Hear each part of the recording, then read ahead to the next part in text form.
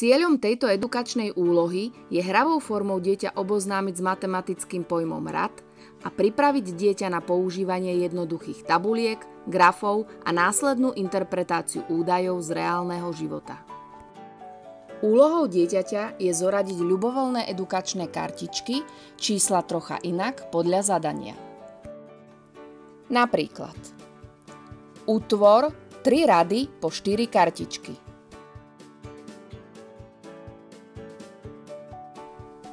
Alebo 4 rady po 2 kartičky.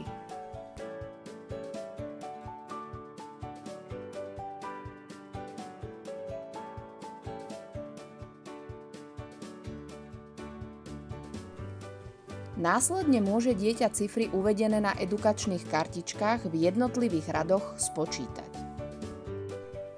Riešením tejto edukačnej úlohy si dieťa v neposlednom rade precvičuje pozornosť a analytické myslenie.